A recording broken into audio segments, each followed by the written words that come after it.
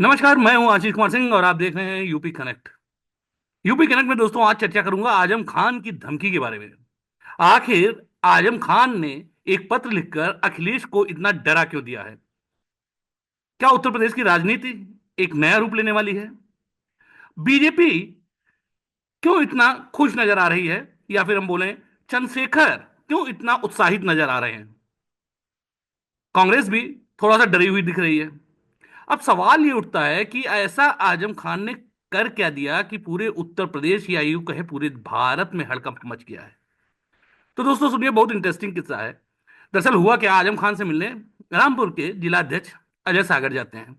Azam Khan party के letter head पर एक लेटर लिखते हैं और इंडिया गठबंधन को संबोधित करते हैं कि ठीक है, जिस तरीके से आप लोग संभल की लड़ाई लड़ रहे हैं, लेकिन उस तरीके से रामपुर का मुद्दा क्यों नहीं उठाया गया? अब ऐसा है कि जिस तरीके से आप लोग मुसलमानों के हक की बात उठाना चाहते हैं वो एकदम क्लियर कर दीजिए, वरना मुसलमानों को किसको वोट करना है उसके लिए सोचने पर मजबूर हो जाना पड़ेगा। देखने में तो बड़ी सामान्य सी चिट्ठी नजर आ रही है, आपको ये लगता होगा कि आजम खान अब क्या रह गए हैं, लेकिन ऐसा है नहीं। ये वही आजम खान है जो सोचिए कि मुलायम सिंह यादव की गवर्नमेंट में मिनी मुख्यमंत्री के नाम से जाने जाते थे। आजम खान साहब का रौब होता था, दबदबा होता था। मजाल है कि आजम खान ने कोई बात कह दी हो और मुलायम सिंह यादव उसको काट पाए, सवाल ही नहीं उठता था। मुलायम सिंह के बाद दूसरी हैसियत रखते थे, रामपुर के राजा बोले जाते थे। जाहिर सी बात है, उन्होंने रामपुर के नवाबों से टकराव मोड़ लिया और उनको एक दफा नहीं कई बार परास्त किया। तो ऐसे नहीं, आजम खान 10 बार के विधायक रहे हैं रामपुर से, और एक बार सांसद भी रहे हैं। उनकी पत्नी जो है तंजीम फातिमा, वो भी 2 बार वो भी वहां से विधायक रही हैं। इसके अलावा उनका बेटा जो है अब्दुल्ला, वो भी 2 बार से विधायक है। तो कुल मिलाकर अगर ये बोला जाए कि रामपुर में आजम खान का खासा दबदबा था, तो इसमें तो कोई शक ही नहीं है। अघोषित राजा रामपुर के, कहने को तो नवाब फैमिली थी, लेकिन दबदबा आजम खान का भी उनसे कहीं बहुत ज्यादा था, या उन्होंने अपना कद बहुत ऊंचा बढ़ा लिया था। अब इस लेटर के बाद हड़कंप क्यों मच गया है? दरअसल देखिए, आजम खान जब रामपुर में थे, तो जब चुनाव हो रहा होता है तो उस दौरान बोला होता है, यही आंजनेय सिंह जो आजकल कमिश्नर हैं, जो संभल वाली जिम्मेदारी लिए हुए हैं, यही उस समय वहां के डीएम होते हैं। और ये बोलते हैं कि अरे, अफसरों से मत डरियो, ये सब तनखइये हैं, इंशाल्लाह चुनाव जीत जाऊंगा तो इनसे जूते पॉलिश कराऊंगा। इस बयानबाजी जो होती है आजम खान की, ये इनके ऊपर उलट पड़ जाती है। होता क्या है, धीरे धीरे यही डीएम 108 मुकदमे लिखवा लेता है, जो भी आजम खान से, उसमें बकरी चोरी से लेकर भूमि हथियाने तक का था। हालत ये होती है कि आंजनेय सिंह के रहते हुए ये भू माफिया तक घोषित कर दिए जाते हैं। अब 108 मुकदमे दर्ज होते हैं। कुछ मुकदमों में, लगभग 3 मुकदमों में तो उनको जमानत मिल चुकी, लेकिन कुछ में इनकी 2 साल से ऊपर सजा हो गई थी, तो इनकी सदस्यता भी चली गई थी। एक दो मुकदमे में 10 साल से ऊपर की सजा है, लगातार सीतापुर जेल में बंद है। लेकिन आप मजे की बात देखिए, अखिलेश यादव इनसे 4 साल में सिर्फ एक बार मिलने गए। उसका आजम खान को बहुत दर्द है। और उनको उन्होंने ये भी लगता है कि जिस तरीके से पार्टी को उनके मुद्दा उठाना चाहिए था आजम खान का, वो तो जोर शोर से उस मुद्दे को उठाया नहीं, एक तरीके से कहें साइडलाइन कर दिया आजम खान को। यही वजह है, आजम खान को ये लग रहा था कि आखिर अब वो उम्र के उस पड़ाव पर हैं जहां पे उनकी अंतिम राजनीति होगी, यानी कि उनको आखिरी बैटिंग करनी है। अपना लड़का अभी तक स्टेब्लिश नहीं करा पाए हैं, खुद तो जेल में है। भविष्य क्या होगा?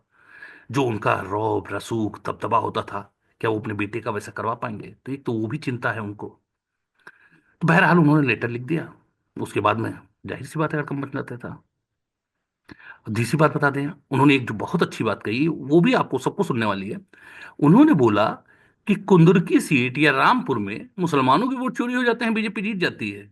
लेकिन मैनपुरी और करहल में ऐसा क्या होता है कि जहां पे आप हमेशा अपना चुनाव जीत जाते हैं, वहां पे बीजेपी नहीं जीत पाती है। तो जाहिर सी बात है, उनका इशारा इस तरफ था कि आपका रहल में होता है या मैनपुरी होता है, वहां तो आप पूरे प्रदेश के कार्यकर्ता को बुलाकर चप्पे चप्पे पर तैनात कर देते हैं। जितना वोटर नहीं होता उससे ज्यादा तो आपका कार्यकर्ता होता है। मजाल है एक वोट भी इधर से उधर हो जाए, या आपका एक भी वोट ना पड़े, ऐसा कहीं संभव होता है? लेकिन रामपुर या कुंदुरकी होता है तो वहां पे आप इस तरीके से नहीं करते हैं। दूसरी बात, और ये देखिए, जाहिर सी बात है कि जिस तरीके से भी तेज प्रताप करहल से चुनाव लड़े, तो अब देखिए इनके पूरे परिवार ने ताकत झोंक दी थी, और मजाल थी बीजेपी सीट निकाल पाती, नहीं निकाल पाई। तेज प्रताप जीते।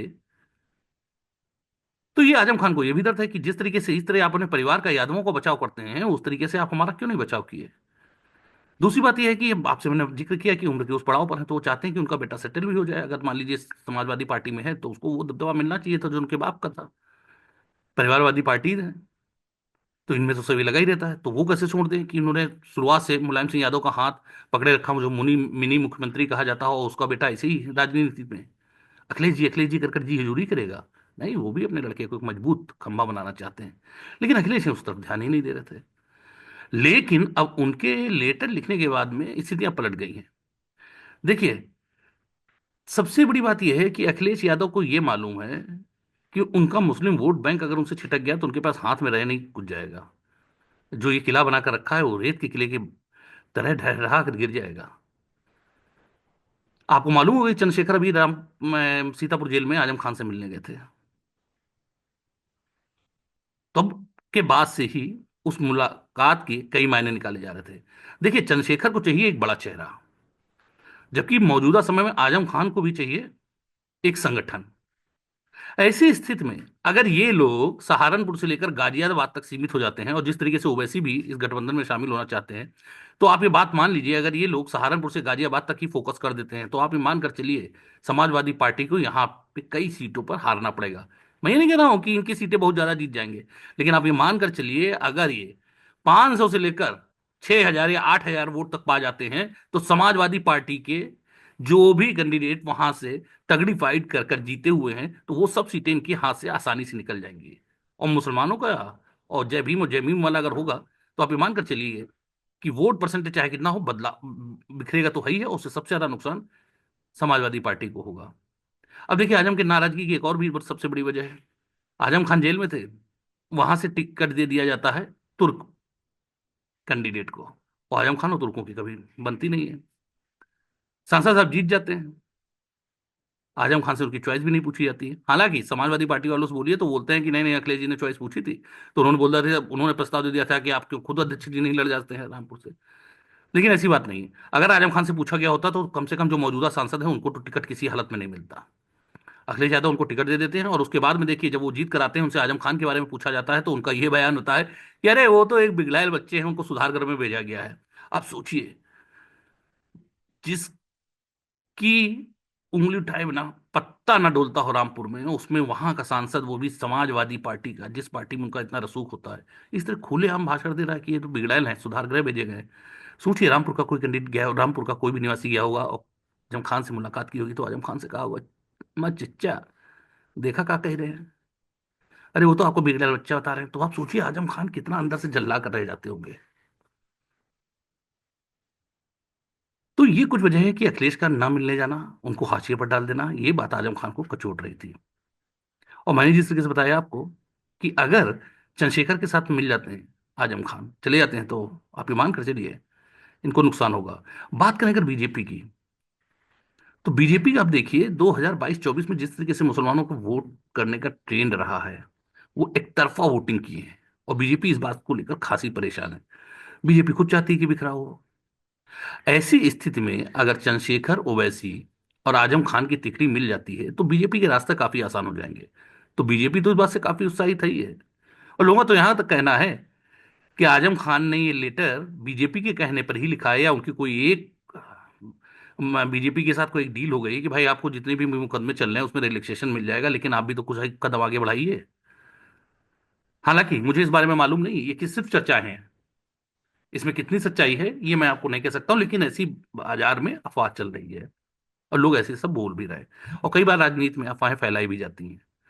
अपने से जब किसी को गिराना होता है तो इस तरीके से ही अफवाह फैला दी जाती है कि अरे भाई तो बीजेपी की बी पार्टी है, जिसके आप सबसे जीता जाता उदाहरण दे सकते हैं ओवैसी का, जिनको उसका कितना खामियाजा उठाना पड़ता है। वो चिल्लाते चिल्लाते रह जाते हैं कि मैं बीजेपी की बी पार्टी नहीं हूँ। भाई साहब, मेरा तो कैंडिडेट यहाँ से नहीं लड़ा और फिर भी आप हार गए। लेकिन वो कहाँ सुनता है, सबको यही लगता है कि अरे ये तो आए हैं बीजेपी, तेरे वोट काट देंगे। तो जाहिर सी बात है माफी, जो हर पार्टी डैमेज कंट्रोल करने के बारे में तो सोचती ही है। तो आप ये मान कर चलिए, चंद्रशेखर इसलिए उत्साहित है, मैंने आपको बताया, बीजेपी किस लिए उत्साहित है वो भी आपको बताया। अखिलेश का क्या डर है वो भी मैंने आपको बताया कि अखिलेश भली बात ये जानते हैं कि उनकी जो जीत है, भले कानपुर में शीशा माऊ में हुई हो, लेकिन जीत उनकी सिर्फ 8,000 से है। इसका अंदाजा आप ये लगाइए, अगर वो समाजवादी पार्टी की जीत होती तो जीत कम से कम 50,000 की होनी चाहिए थी। वो तो इरफान सोलंकी की पत्नी की जीत है कि पब्लिक ने जिता दिया। इसको समाजवादी पार्टी की जीत नहीं कहा जाएगा। उपचुनाव में जिस तरीके से बीजेपी ने पटकनी दी है, उससे अभी तक अखिलेश यादव उबर नहीं पाए हैं। एक उदाहरण मैं आपको और बता दूं। आपको कल्याण सिंह याद होंगे, उत्तर प्रदेश के। बीजेपी ने उनको तवज्जो नहीं दी, उन्होंने अलग हटकर अपनी पार्टी बना ली। कल्याण सिंह सिर्फ 4 सीट जीते थे। लेकिन उसके बाद जब बीजेपी ने गुणा भाग किया, तो ये देखा कि 76 सीट हरवा दी थी भारतीय जनता पार्टी को। और ये गुणा भाग करते ही उनकी समझ में आ गया था कि कल्याण सिंह उनके लिए कितना महत्वपूर्ण है, फिर भाग कर गए, उनको मनाया और फिर वापस पार्टी में ले आए थे। तो आप आजम खान को भी इसी तरीके से लीजिए इस पूरे सीन में। अब ये डिपेंड करता है अखिलेश यादव कि आजम खान को रूठे हुए जो हैं, यानी कि उनके चाचा, उनको वो मनाते कैसे हैं। क्या आजम खान मान भी पाएंगे? लेकिन आजम खान की जो पीड़ा या वेदना कहें, वो भी कम गहरी नहीं है। उन्होंने इतने साल जेल में रहने के बाद देख लिया कि जो पार्टी उनके इशारे पर नाचती थी, उसके जो प्रमुख हैं, राष्ट्रीय अध्यक्ष हैं, वो 4 साल में सिर्फ एक बार मिलने गए, बल्कि पार्टी के एक दूसरे नेता हैं गायत्री प्रजापति, जिनसे हर साल, हर 6 महीने पर मिलने पहुंच जाते हैं। और उत्तर प्रदेश में आजम खान की क्या राजनीति में हैसियत है और क्या गायत्री प्रजापति हैं, ये तो आप बच्चे बच्चे को मालूम है। आजम खान में लाख बुराइयां हो, लेकिन आजम खान ओरेटर है। भारत के कुछ चंद ऐसे हम ओरेटर हैं जिनकी बात से आप भले ना सहमत हो, लेकिन अगर वो बोलना चालू करेंगे तो आप सुनने पर तो मजबूर हो जाएंगे। उनके भाषण में दम होता है। और यही बात है, अगर वो जेल से छूट कर आते हैं, उसके बाद मुसलमानों के बीच में जाकर अपनी व्यथा व्यक्त करते हैं, तो उनके शब्दों में वो जादू है। पूरा प्रदेश भी जानता है, अखिलेश यादव भी भली भांति जानते हैं।